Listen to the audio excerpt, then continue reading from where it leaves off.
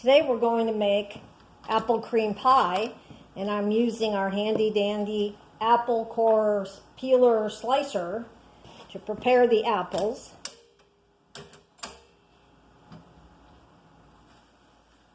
This one is very old. I've had it for many years, and they now have a stand to put it on, which works really nice, but I use this post to attach it to. After it peels, cores, and slices the apples, we can use our quick slicer to turn that sliced apple into a chopped apple. Add it to our bowl. You'll find that one small apple makes about a half a cup. And for this recipe, I use 3 cups of chopped apples. So I'm starting with 6 small, and I like Granny Smith apples for this recipe.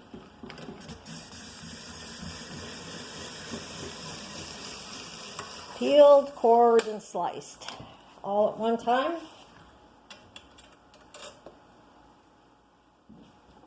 And then chopped in one quick step, which is so much quicker than the way I used to chop it.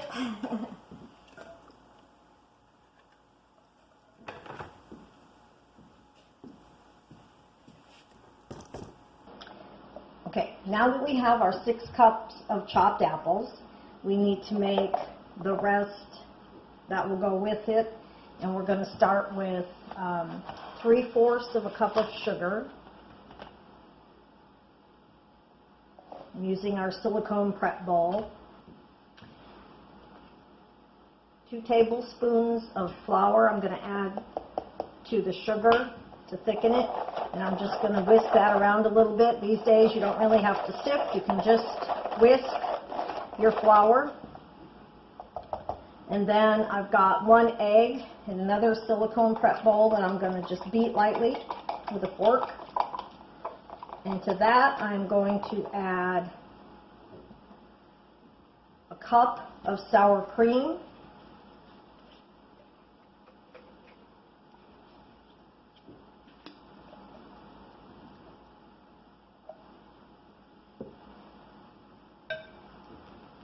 And a teaspoon of vanilla.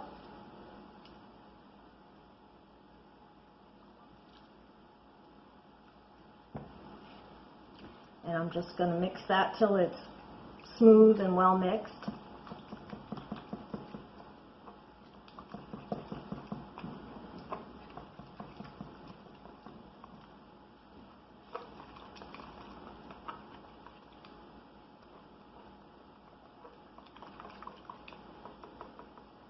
And then I'm going to add that to the flour mixture.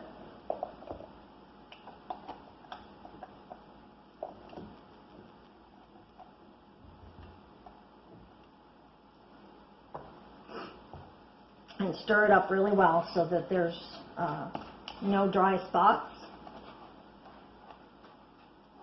So again, that was 3/4 of a cup of plain white sugar, 2 tablespoons of flour to help thicken the custard, 1 beaten egg, 1 cup of sour cream, and a teaspoon of vanilla. Once that is all well mixed, I'm going to add this to the apples in my batter bowl.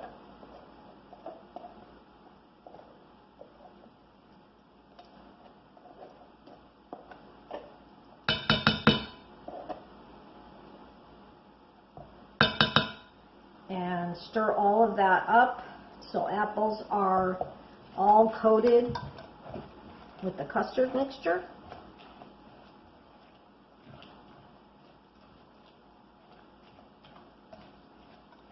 You can see chopped apples with all the other ingredients. I've already made my pie crust and put it in my pie pan.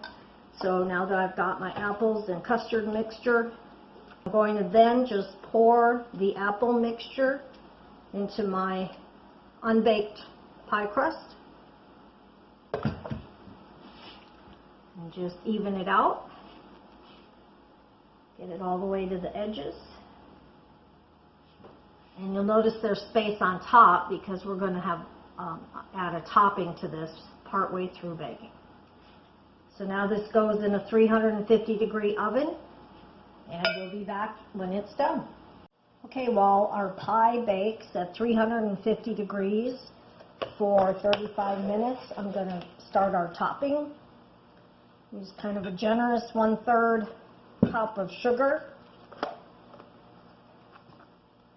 1/2 cup of flour, and I had a 1/4 cup of butter in my batter bowl, and I'm going to cut that butter into the flour and sugar mixture with the pastry blender. And I do like to get in there with my hands at some point in time as well. And you can either do it all with the pastry cutter or all with your hands. Your butter should be at room temperature, but not too soft, or it'll just not form the crumbles that we want. And if you have forgotten to leave it out, don't microwave it. It will definitely get too soft. And then add cinnamon to taste, which I like quite a bit of cinnamon.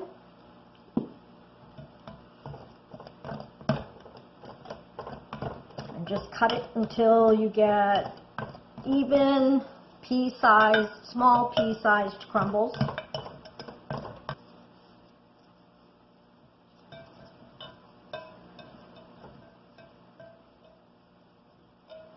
If you just use your hands, chances are you're going to get crumbles that are a little bit too big. But everybody does their own thing. You just want the butter evenly mixed in with the sugar and flour so that you have a even size crumb to put on top of the apple pie. After the apple pie bakes for about 35 minutes, we're going to add this topping and put it back in the oven for 15 more minutes. And during the 15 more minutes that that's baking, I'm going to have enough time to prepare the apples with the apple peeler corer slicer and chop them with our quick slicer and have everything ready to put a second pie in. Okay, our apple cream pie is baked in the oven at 350 degrees for 35 minutes. We have our crumble topping, which we're going to put on top. Spread evenly and gently to cover the entire surface of the pie.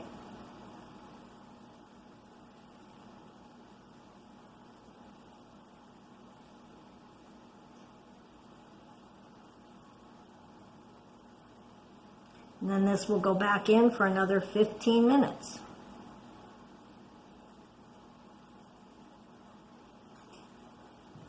Here are our finished apple cream pies. You should never just make one, because you should make one for yourself and one to give away.